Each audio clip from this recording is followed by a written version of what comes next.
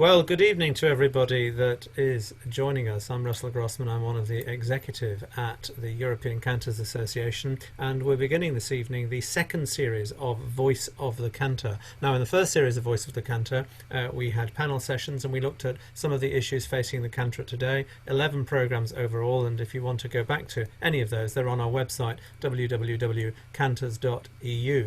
In this second series, we're taking a different approach, which is to look at those people who made and have made their mark on the cantorate, people who have distinguished professional standing, all of whom people recognise for having, as I say, made their mark on the cantorate. And we begin this evening with Cantor Beny Maissner, and I'm going to go over straight to Alex Klein, who is the director of the European Cantors Association, who is going to talk with Beny. So, Alex, over to you. Thank you, Russell, for the introduction, and welcome to everybody. And I would just like to introduce my very dear friend, good friend, and Cantor Beny Maissner. Beny is an exceptional cousin, friend, mentor to many, and he has his heart in the cantorate and in the classical music and in the opera. So he's very, very multifaceted and multi-talented. But welcome, Beny, and it's lovely to see you. And I would like to talk about your childhood. Where did you grow up? Where were you born? And what was your life like as a child? Was it musical? And was there influences there? Or were you pushed into it like every Jewish boy should play a violin or something like that? Would you like to tell us about it? Yeah, but beforehand, I would like to welcome and thank all the people that I see here from all over the place without mentioning a name. I'm really, really humbled with your presence, and I'll try to be focused and answer the questions because each of you that I know from way back then or from very recently mean the world to me. I was born in 1944 in Tel Aviv. Center Tel Aviv, 2 blocks away from Ben Gurion's home, on Sderot Ben Gurion, Rehov Reines, which is 3 blocks from the sea shore. And I grew up in a very modern Orthodox family. My parents, both mother and father, came in 1936 to Palestine, and according to my birth certificate, I'm a Palestinian, 44. A very warm, sweet, loving childhood. Most of my friends were from the little Stiebel, Ahavat Zion, which my father was one of the founders in Sderot Ben Gurion. At that time it was Keren Kayemet, Sderot Keren Kayemet. And I went to a regular school, a regular public school, not even a dati. But most of my friends were from the Stiebel, who are now my age, of course, and some of them are very famous in their own professions. But I pushed my parents to send me to a Bet Sefer Dati. In those days, as one of my friends here, Robert Kivel, knows, that I davened 3 times a day in those days. I was a Bnei Akiva boy. And when I went from the Bet Sefer Nes Ziona in Rehov Gretz to Bilu school, I only went to Bilu school because the Moriah religious school would not accept me because my father didn't wear a kippah all the time. But at Bilu school, they did. And very soon after, I was in Kita Hey there, 5th grade. One of my friends says, come to sing in the choir. I said, no, I don't want to sing in the choir. Anyway, I went to Ravitz and I sang Adon Olam Asher. I was in the choir. But my mother wouldn't let me go because it was far away from Sderot Ben Gurion to the Bilu school. So one day, there's a knock on my door at home, and Ravitz, who was already in his 80s, he said, I want a child in my choir. And my mother said, but he's studying the violin. He said he has a violin in his throat. Long story short, I became Kol Sheni. I was an alto. If you hear my recording from when I was 14 years old, I was a very heavy alto, which according to Leib Glantz later years, I did not change my voice. So usually a soprano becomes a bass or baritone, a tenor, an alto becomes a tenor. So both my education, musical education, was to study, of course, the violin in the conservatory in Tel Aviv, which was named after Partosh, Eden Partosh, the violist. Yechezkel Brown was my teacher, harmony and solfege, and I played from the age of 8 till after my IDF service.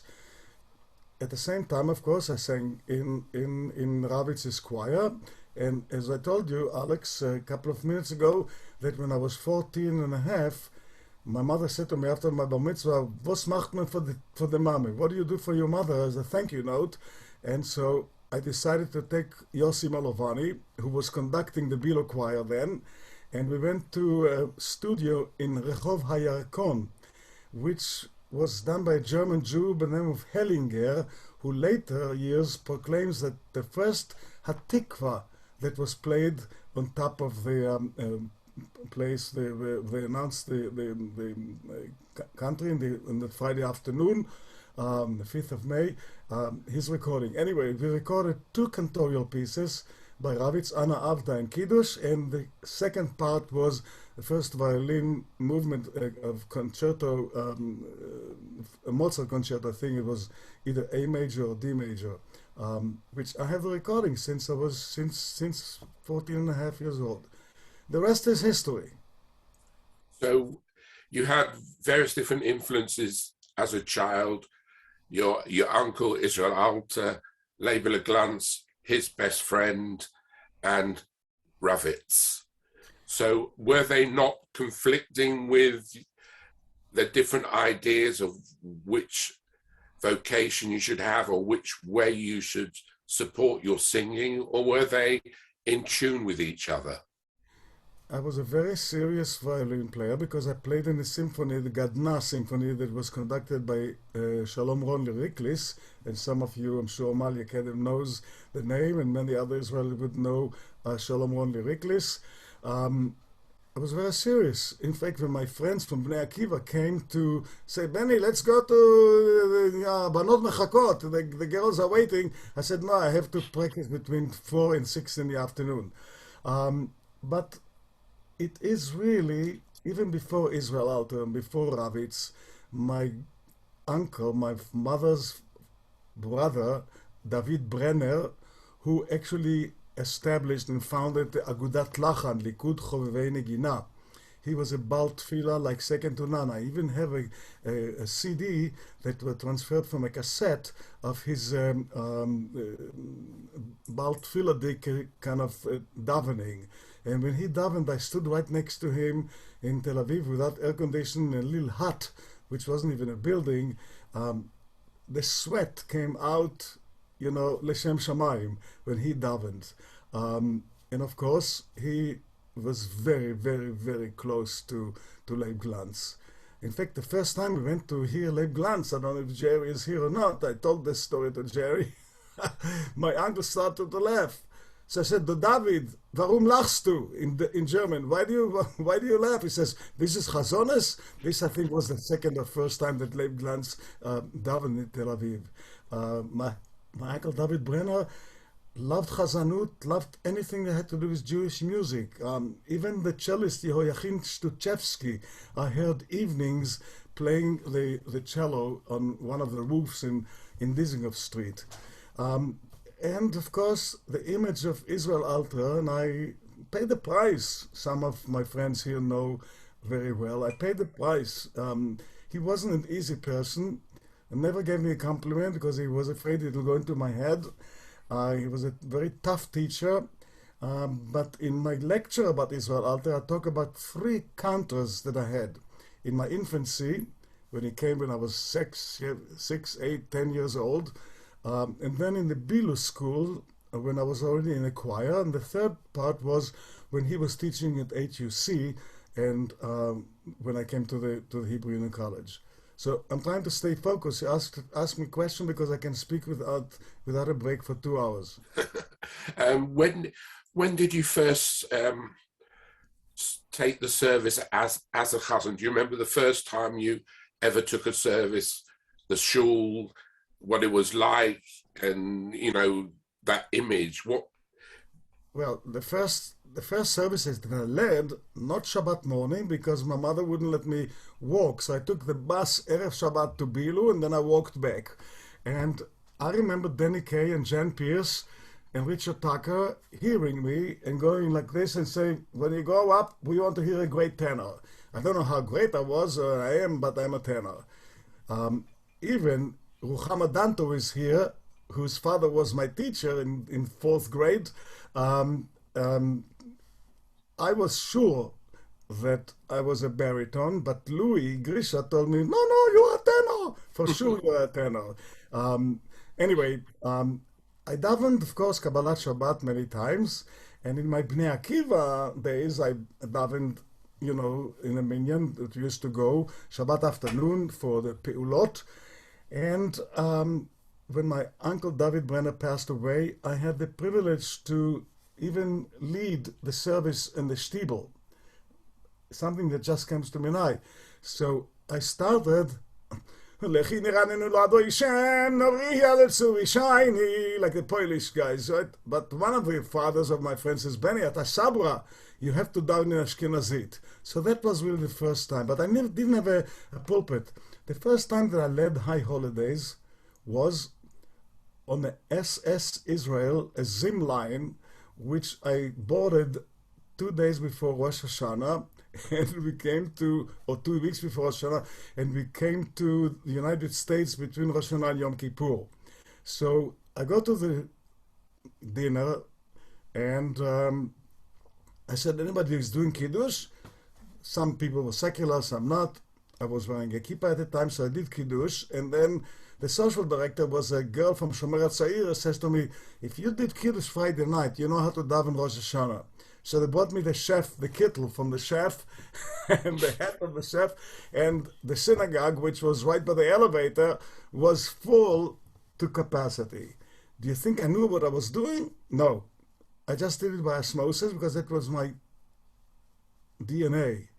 But when I came to America, my uncle says, Kindleben, whatever you know, you have to erase and start studying. So I sat day and night and day and night and day and night, and I studied Kachko. Alter was not printed yet because he was commissioned at the time that I was in school, which only took me 2 years out of the 5. But he asked me many times to help him and to verify that some of the modulations that he did in this in this manuscripts were okay. I said, well, if you have an organ, then you go 1-4-5 and then you make the modulation. But there's the theory to this whole manuscripts that he wrote, because I have my own philosophy about it. And of course, as I told you, Alex, I would love to take it as a project of notating and recording every Nusach book that Alter wrote, not his composition that he wrote for himself, but the Nusach that he wrote for students. Anyway, I'm off the track, so ask me the rest. Okay, your Hanover connection, that fascinates me. So how are you connected to Hanover, and what is special about Hanover to you? Can you explain to everyone, because it's a story in itself. Okay, so there was a rabbi there that was friendly with Rabbi Marmer, who was my rabbi. Willy Brandt was his name, like the chancellor. And somehow I made a connection, my name, and all of a sudden I was in Israel one summer, and I get a phone call, Herr Maissner, I am Andor Izak. I am the president of the Center for Jewish Music in Hanover, which was at that time just in the embryo stages. And of course, my connection to the city of Hanover was that my father and the Alter family, the Maissner and the Alter family, were very close to each other, which is a long story by itself. But this Andor Izak invited me back to Hanover to begin with to sing in the Orthodox synagogue, which was the only one at the time, which a friend of my father, a childhood friend, built that synagogue.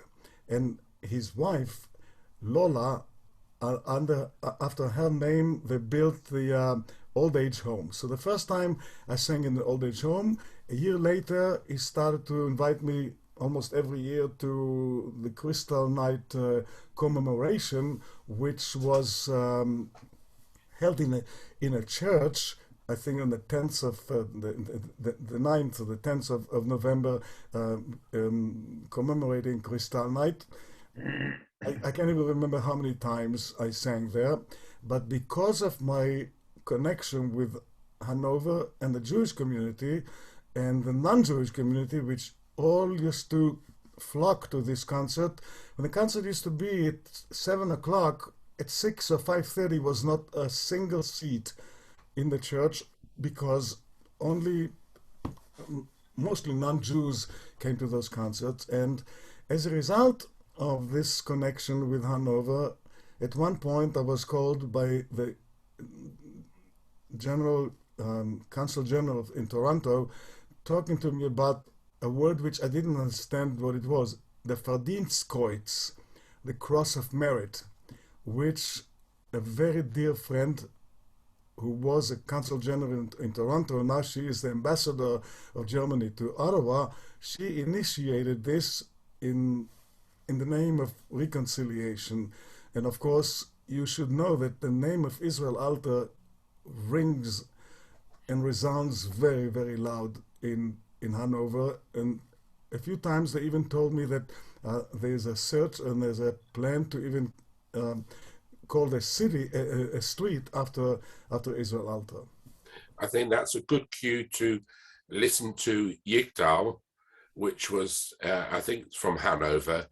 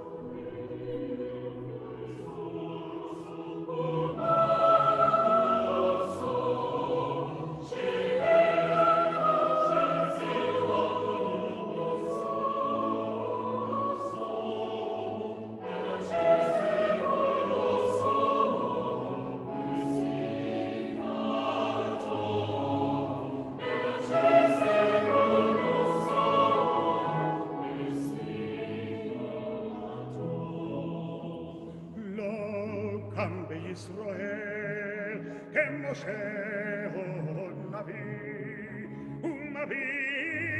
ומביט אשתנו נעשו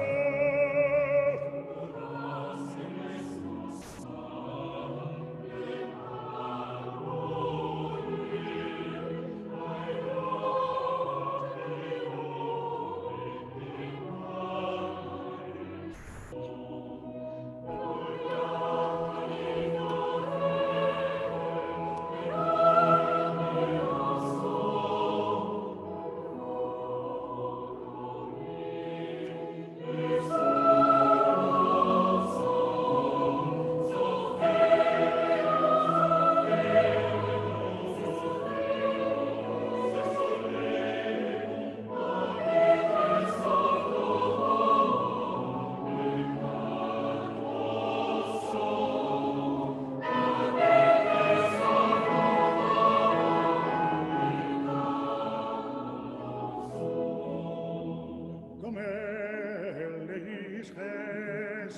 che li falà, non sen la rocha che risca so.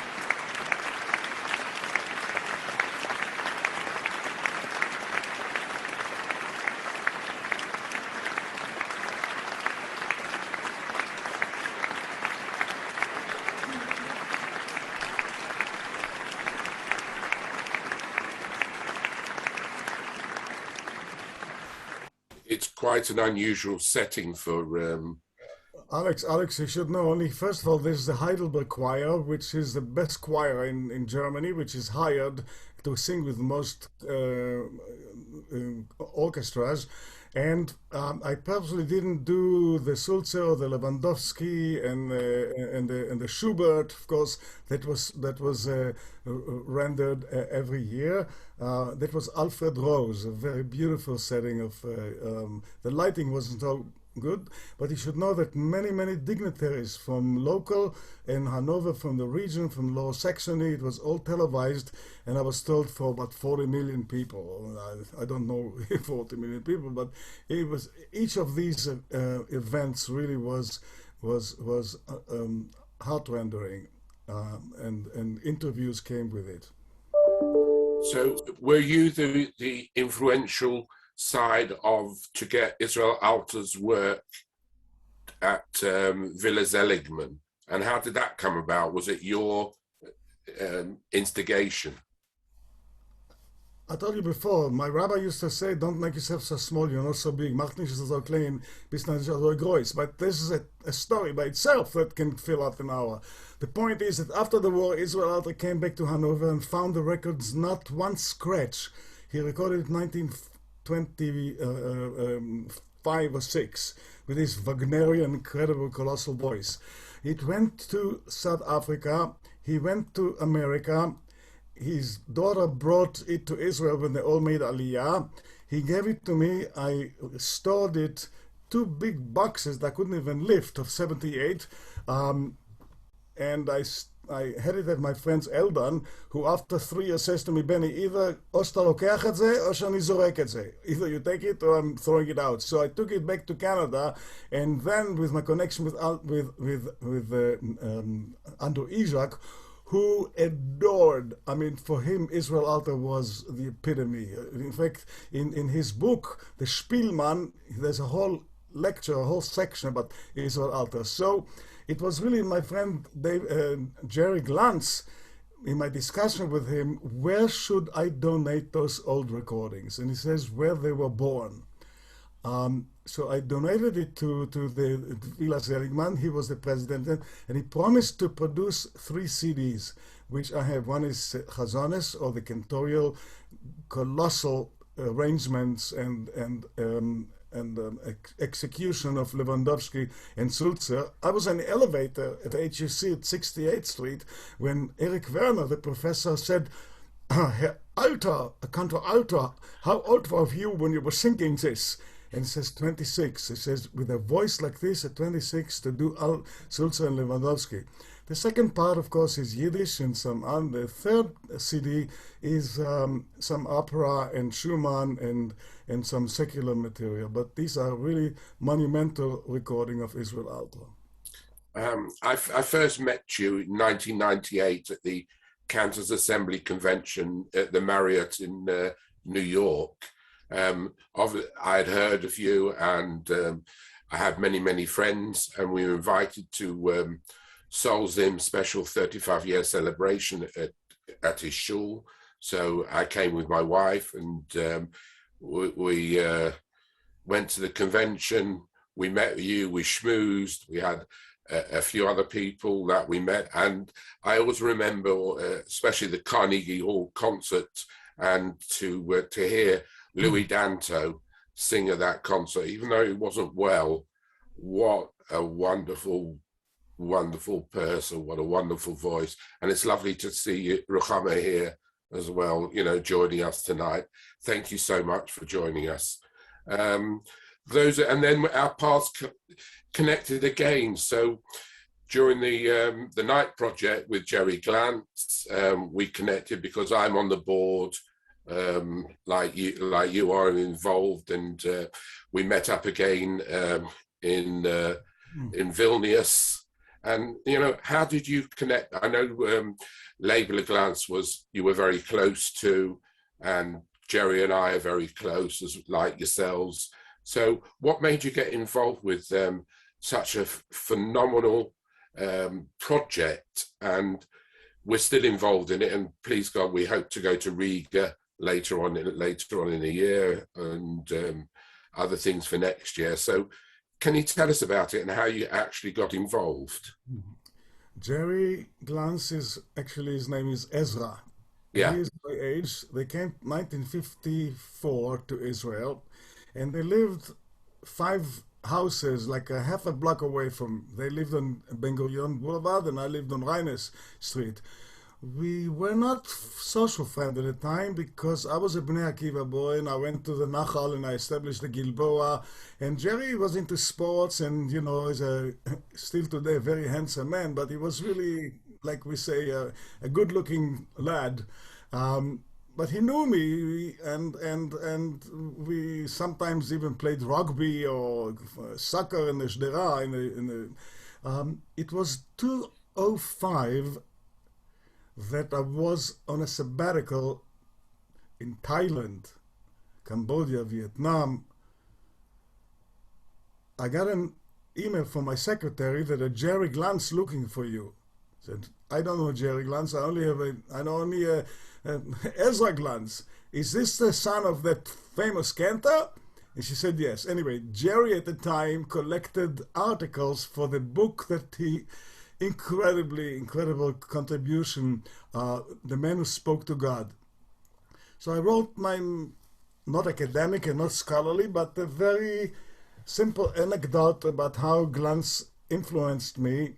By the way, also Glantz was at my bar mitzvah, and in front of the article is his dedication to me on a book that he gave me, which I understood only later why he gave it to me, because at the time, as a child, I didn't know he was such a great Zionist. But he gave me Milchemet HaShichrur, the War of Independence, and a beautiful dedication on the book. Anyway, I wrote that, and Jerry and I started like as if we were, the Chesed Ne'uraich.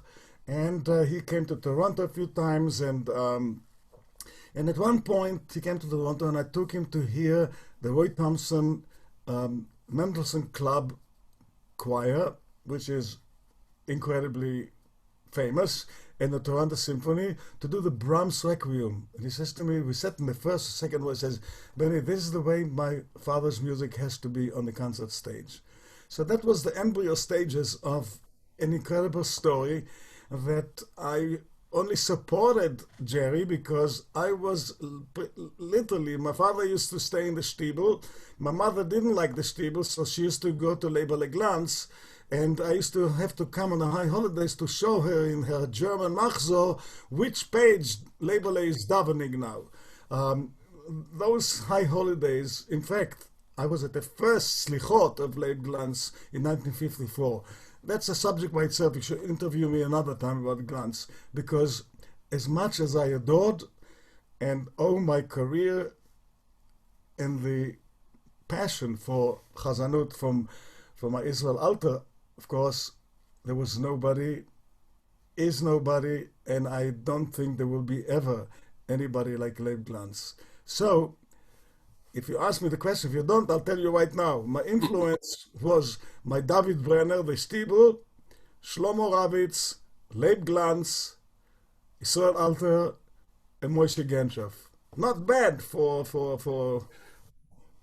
not Robert Keevel. And Robert Kibbel, of course, was the best man in my wedding. That's what I mean, yeah. No, you were the best man in his wedding. He came along to help you, to make sure you wouldn't disappear, run away. Now, it's great to hear Robert as well here tonight. And we hope to hear some good news, and, the plans and everything, we're waiting. But it's great for you to be here. We appreciate it. How did you get to Canada, Benny? How from Israel, which you seem to be settled, you had good teachers, you had a life that you made for yourself, and then you end up in Canada? Or did you go to New York first to HUC or JTS, and from there, because of your uncle and the connection, and then ended up in Canada? Which way round? When I was in the IDF, we had an accident and I was wounded, and I had a couple of gimels. That means I didn't have to be back in the Gilboa. My uncle came to Israel and he says, "You want to study? Come to America. I'm teaching at HUC." I didn't know HUC from JTS, from Yeshiva. I didn't know. I just went to see where Alter was teaching. And so I came in 1965, a couple of months after when I was out of the army. And I went to the HUC. That's when Robert Kival saw me and he said, "Are you Alter's nephew?" So that was my name for the first 15 years of my career. The grandchildren and children of Israel Alter only blame Israel Alter for me going the path which I did by divine intervention, according to some friends of mine, even Orthodox friends. When I came to the HUC, A.W. Binder told me, the teacher, the cantillation, of course, expert and a very famous composer, there's a congregation in Philadelphia that's looking for a student cantor. And I ended up at the Beth Shalom, where Frank Lloyd Wright built the synagogue for a year. But I told my uncle, Uncle Sulke, there's an organ and mixed choir, and says, "Ich mich nicht rein, do whatever you want." I went there, and of course that started and of course even Moshe Genshoff, in the times that we used to stood together around those great mentors, he said, "Benny, I see you in a conservative synagogue with a mixed choir, with a big organ, and da-da-da-da-da-da." Anyway, I was there 1 year, and they wanted a full-time cantor, and I had to go for my second year to finish my school of 5 years in 2 years. And somebody told me there's a Germantown Jewish Center. That is where I really became what I later developed. Germantown Jewish Center was the birthplace of Chavura, of Art Green, Zalman Schechter. Rabbi Cherry was the rabbi who was, for music like no other rabbi I've known, insisted that every year the organist, Howard Gamble, would write another section for the martyrology, Ele Eshkera. So I have now handwritten stuff that I'm going to give to Gila Flam and to Amalia in the academy, in the National Jerusalem, handwritten material of this Howard Gamble. We sang, besides the entire traditional service, which he improvised my davening in the silent Amida, or like when I used to daven, he improvised. It was a great contrapoint master. He wrote incredible material. And the synagogue started to shrink a little bit. It was in a mixed neighborhood, and because of the Chavurah movement, which is really very important and everything, they didn't want a rabbi or a cantor. So my good friends told me, Benny, you got to get out of here because you're just marking time. So it was Seymour, it was Murray Simon, a dear friend who was the president at the time of the ACC, the Reform movement, a cantorial movement, which most of us who served traditional or conservative or Reform synagogues belonged to both. And I was very active at the ACC and the CA for many years, being on boards of both organizations. He said, there's a synagogue, Holy Blossom in Toronto. I said, it sounds like a front for a Chinese restaurant. Little did I know, as other people told me, that really HaKadosh Baruch Hu sent me there. I brought a lot of material from Germantown, Jewish Center, the incredible music, not only traditional, but very contemporary, atonal and creative section of music, which I have recordings of all of them on a record that we did in 1974. And people cannot believe that people had the Sitzfleisch to listen to those kind of music. He had 3 different Tanatokas. He had 3 different Kolnidres. Anyway, I bought a lot of it to Toronto. The reason I came to Toronto is because there was time for me to move. I was 34 years old, and I knew that Ben Steinberg was the music director at one time. I knew that Sheldon Merrill was a sweet singer of Israel. I knew that Jack Barking was the cantor at Holy Blossom. And in fact, he told me, please go up there, you'll love it, because Gunther Plaut is the rabbi. And I must tell you the truth, that people told me that I was not hired for my voice in those days. I had an interview for about 2 hours. And then I went in and I sang one piece of Chazones. I think I sang Adim Amin of Israel Alter, Skalirika de Oro, and some Yiddish song that I sang, Zing Jamir Alire, or some kind of three songs. And I was hired. After a couple of years, they gave me a choice, either 5-year contract or a permanent appointment, which meant that I was good until I decided to retire. But while you were there, you formed a wonderful group, Lachan, your chorus, your choir, which is very, very special and very dear to you. And I think we can listen to something, if Russell could cue up again, and then you can talk about it. Shirat Ahava, a song that Naftali Zeitlin, a rabbi, on the way to Treblinka, on the train, wrote that poem, Zeitlin, Naftali Zeitlin. And I fell in love with the words because it meant to me so much. And of course, my daughter's name is Shira. So when she was 8 months old in 1972, I sat on the beach in Tel Aviv, and I took a piece of paper and I made my 5 lines of music, and I wrote this.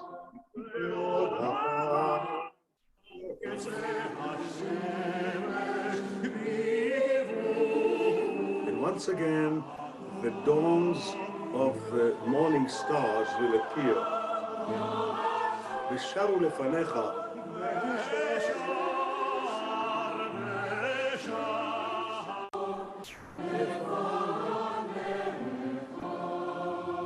In the last verse, פעם ילחש מעיין, and once again, a brook, a little stream, will whisper its prayer. שירת תפילתי, the song of my prayer. I think that's an incredible piece of music, a piece of liturgy, and I only found and discovered recently that it was done on the way to Treblinka.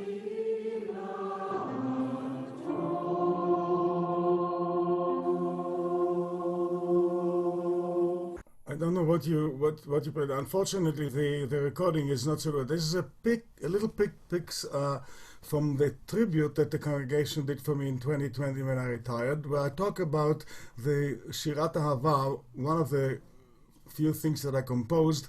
I told you before, I have a book called the Liturgical Connection, with a good number of compositions that I wrote for texts which are not necessarily tefillot.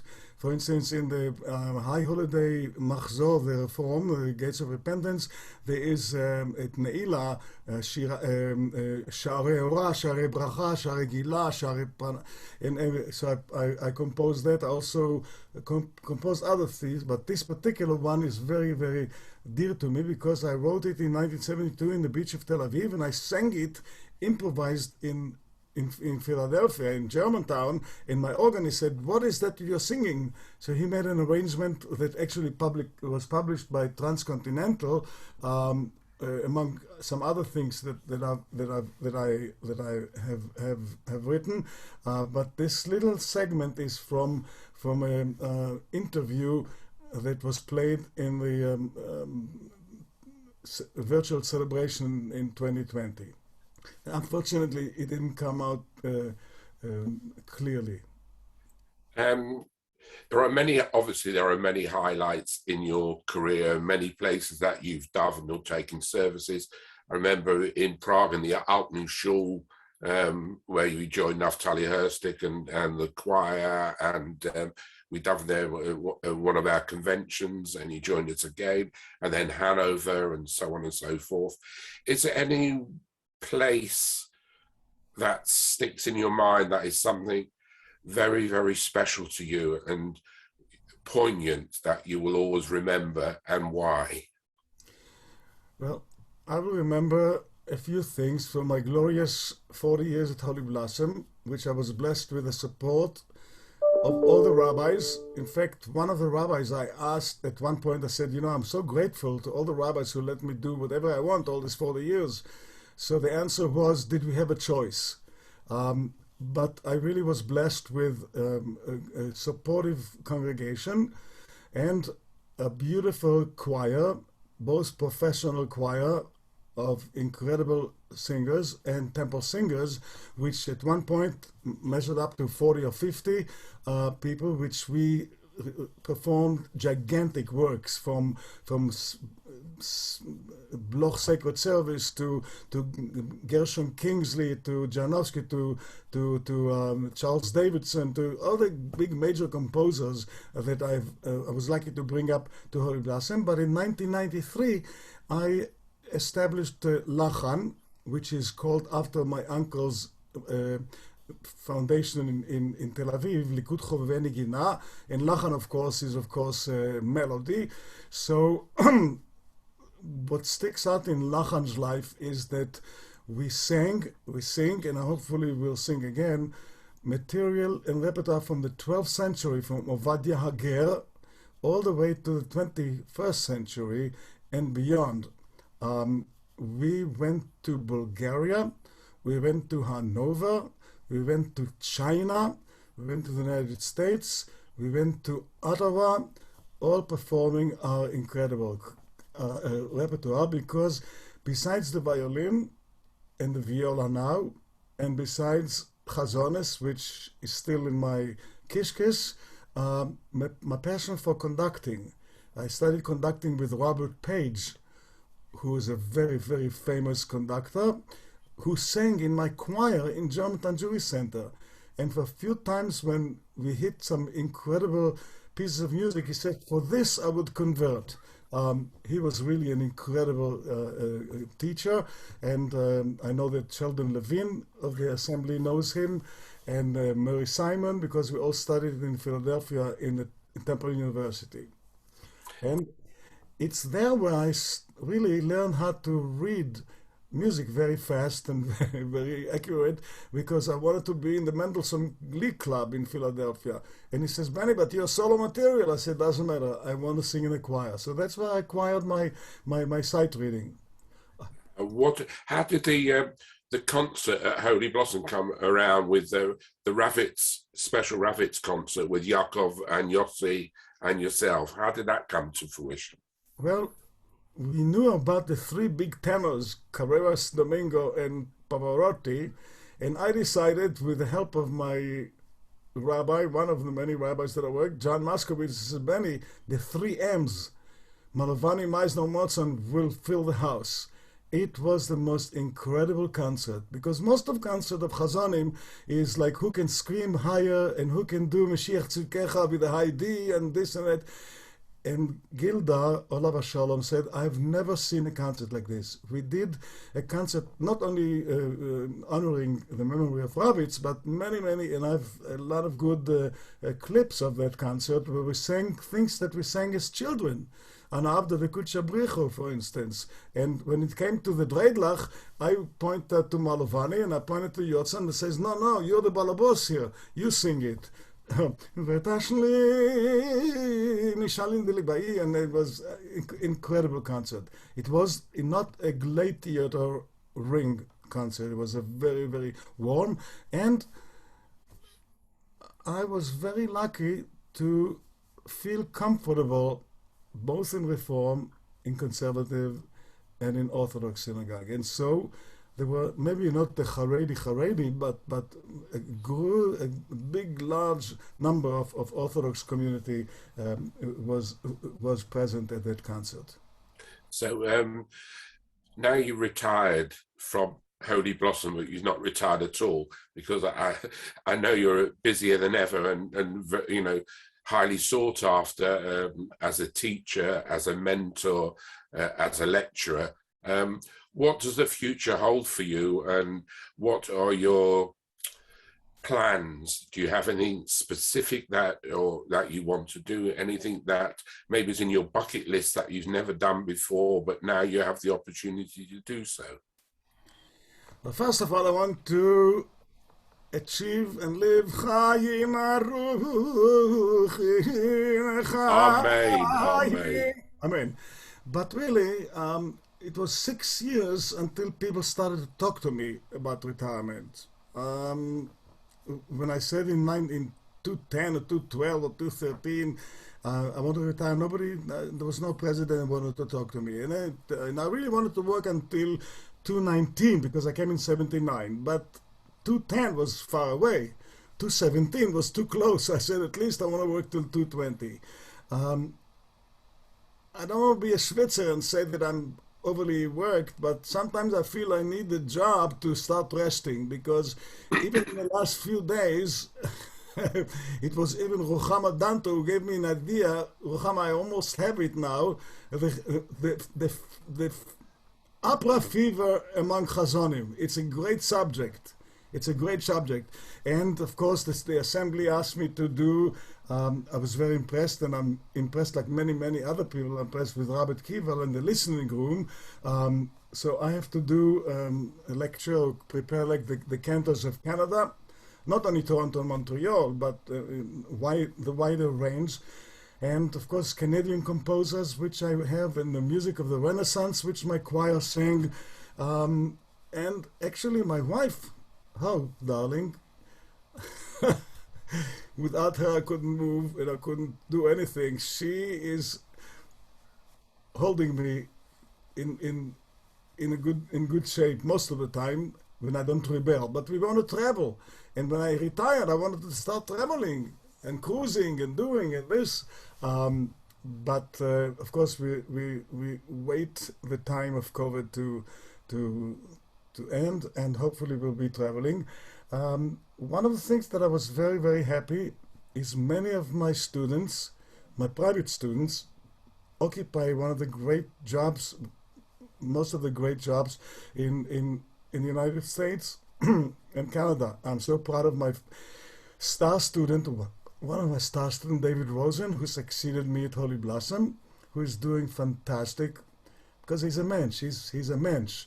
Never mind the voice and his skills, and is a mensch, and beautiful renditions and a mixture of old and new, and really he's the best for Holy Blossom. And Mo Glassman is in Temple Emmanuel, and Michael Smolish is down in Detroit, and Eric Moses is next door, and Ted LeBeau has made a career, and thank God I have a lot of students. And I was lucky to be part-time faculty at the Geiger School in Berlin. Unfortunately, not unfortunately, naturally, the world belongs to the young. So I have not taught consistently at the Hebrew Union College or the seminary, which I would have loved to, but I moved to Canada. So I haven't become part of where the action is. But I was teaching last summer at the Aleph College also, and I have students, of course, in Zoom in Berlin, and now the semester is beginning. I'll have more students to coach, and you've also got an open invitation to the European Cantors Association for life, to lecture, to teach, to do workshops, and you're always very, very welcome, you know that, and it's an absolute pleasure. Before we open the floor to questions. Alex, I just want to tell you one thing that I wanted to say before. At one point, I am so overwhelmed and grateful to you personally and to the welcome that I received the first time that I came to Prague. And I was reluctant to come because I sat with, being a Reform synagogue, but it was Raymond and Naftali and you and the other organizers that invited me the first time, the second time, and then in Hanover. And I really feel very much at home, and I'm grateful for the warmth and the inclusiveness that this organization projects. To have women cantors, maybe not in leading services because it's Orthodox, but in concerts and programs, and have women cantors in the convention where Haredi Chazonim are sitting among ourselves and listening to this. It's really a great achievement, and I personally want to thank you for your love and your passion for everything that you do. And now back to me. Yeah, back to you. Before we open the floor to questions, I would love to play Avarachamim, and then people can think about what they'd like to ask you, and then the floor will be open to questions. So there we go.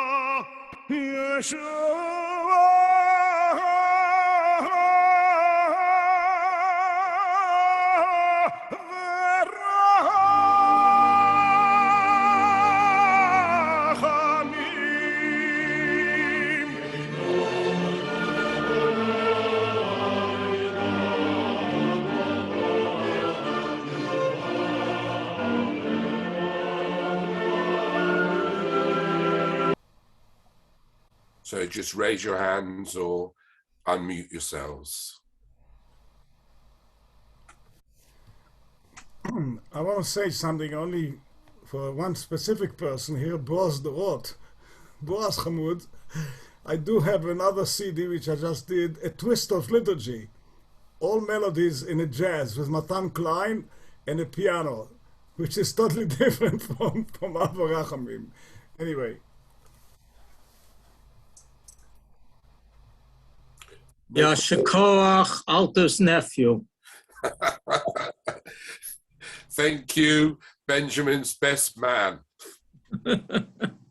Not only was I the best man, but his uncle backed out at the last moment, and I had to say the Sheva Brachos under the chuppah too. I'd like to, Alex? David, yeah. Hello, I just want to make a comment. This is the first talk that I've attended, and I must say I want to thank you very much for the lovely music and the lovely discussion you had and talk. I just wanted to say I couldn't believe it that Hanover came into it so early on. My great uncle was Rabbi Samuel Freund, Shmuel Freund, after whom the Altersheim that the speaker mentioned is in actually Freundallee, and it's named after him. He was the Landesrabbiner in Hanover from about 1908 to 1938, after which the wonderful synagogue, this vast synagogue, was burnt to the ground, and he had to watch it burn down. The Nazis forced him to. And then I just want to say that I'm sure he was there officiating when all this music took place, and I'm very moved by it. And the second thing I want to say is the church in which you sang. I know that church very well because Wolfgang Rampach was the minister there, and he still is alive, and he's very active in the Jewish-Christian relations. And that church has always had a lot of Jewish influence. His wife today is responsible for Jewish-Christian relations in the Lower Saxony. So I can't tell you how moved I am by that early part of your talk. I knew both places very well. Thank you. Thank you. Marty. It's the biggest Lutheran church in Hanover. That's right. That's right. It's made of brick. It's made of brick, isn't it? One of the one of my greatest vices. Become Benny's friend over 40 years ago. One of the things that I went through in the last several years is Benny saying to me, "What am I going to do when I retire? I'm going to have nothing to do." Well, Robert, you probably got the same thing. Yeah. Well, I'm happy to tell you that Benny has put together so many programs that are so worth listening to and learning from that you would be amazed. And he's still working on it. And I can't believe it. And if you know any other chazanim that are looking for the kind of programming that Benny does, you've got to pass it on. And I got to tell you, Benny, that last piece blew me away. I put in the chat, "Das ist eine Stimme," and that really is a Stimme. Yeah. Have you got a new? You've got a new shul, haven't you, Benny? You're now you're the unofficial chazan of another shul at the moment, or is it just for Yom Narayim? I go to Sharet Tefillah, which is 10-15 minutes away, walking from my house. My daughter belongs there, and I know the rabbi, young Rabbi Rafi, is a sweetheart, and the other day, I don't know if he's joking or not, but he said, "I'm going to make you an honorary member." So, of course, I have to ask my official if it'll change my emeritus status. Of course not. It's not. I feel comfortable wherever I go. So, as a chazan, you from conservative to reform to orthodox to shtibel, it makes no difference if you're speaking to God and you know what you're doing. That's all that matters, isn't it? Listen, Holy Blossom was never a typical Reform synagogue. To begin with, Canadian Reform is different than the United States. Mm-hmm. The kind of music, I mean, if we did a modern piece in Ela Eskera, and I sang Moshelach Shloimelach in the Martyrology, and then we have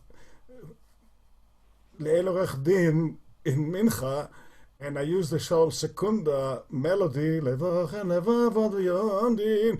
then I burst out with Genshof, or Meloch Al Kol HaOlam Kulo, with Minkowski and Gerovich. Our people didn't know which composers I used, and of course most of the time for my second cantos on the high holidays, until my Chazan Sheni came, Lindy, I used to notate Israel Alter's manuscript tailored to the text of our Machzor. But of course, I improvised it, and every time when it didn't come in, Simcha le'atzecha, I used to stop and I used to go like this. And over the years, when I left, and I hope it's going to be now too, but when I left, there was 1,200 people singing with me everything, even davening softly. They participated. I think this is one of the greatest accomplishment that I elevated at the musical culture of Holy Blossom, and some people are here can testify for it. Do all the shuls sort of work together in Toronto? Because I believe that it's a very special city for tefillah, and the shuls are magnificent, and there's various types of kehilot, and it seems to me with concerts and fundraising and everything, everybody seems to get together no matter what shul they belong to or what shul they don't belong to. So it's a wonderful thing. And did this just come out naturally, or was it something that was worked on? Well, first of all, I want to tell you that when I came to Toronto, we had a very active Council of Chazanim. We published different books. We did concerts. We did fundraising concerts for Ezra Kadima, for different organizations. I think even one time with Beit HaLochem. There was an intensive. Today it's a little bit different. We still have a council, but we are not as active. I must say it with a lot of love and respect. It is not a friendly community synagogue-wise. By that means that synagogues don't do things together with other synagogues. And many times I tried to get different choirs, and it was David Rosen, who was here at Bet Radom when he was in Toronto.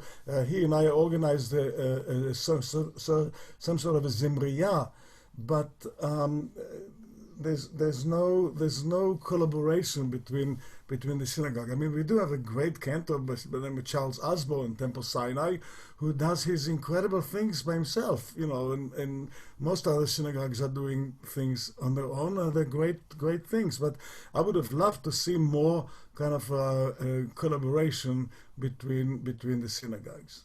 Would you have liked to have seen in Canada a cantorial school, or a school for cantors, as opposed to everybody schlepping to New York? I mean, it's not that far, but again, by the same token, Canada I would have thought, lent itself with Montreal, Ottawa, and Toronto, you know, a school for this type of thing. Maybe it's another project that you can start. That means a lot of money and a lot of relationships and connections, and there are some people who can do it better than I. I can only offer what I can do best, is to teach and to organize and to perform and to conduct. But yes, there is a lot of source material. Look at Montreal. I mean, synagogues like Shara Shammai, where Gideon Sellermeyer is, and some other cantors in Ottawa even. There's a lot of things, but I don't think there's a need for another school. As is, I think that the schools of cantorial programs are not as populated these days than as years ago. Do you think there is a future for the youngsters in the cantorate today, or do you think it's changed so much that if you can sing and read notes, you can take a service? What's the situation of the cantorate today, in your opinion, as you travel around? Well, if you listen to what's happening musically in conservative and reform, there's hardly any traditional chazanut. Even though I was part of the modern repertoire, more or less, I even included some melodies and compositions from our Israeli brothers. I know that Boaz Doron has an incredible ensemble there. And Or Zohar and Navat Tehillah, and beautiful things. But the culture has changed. Listen, in the 19th century, Sulzer Lewandowski and Naumburg, it was Mendelssohnian, it was modern music.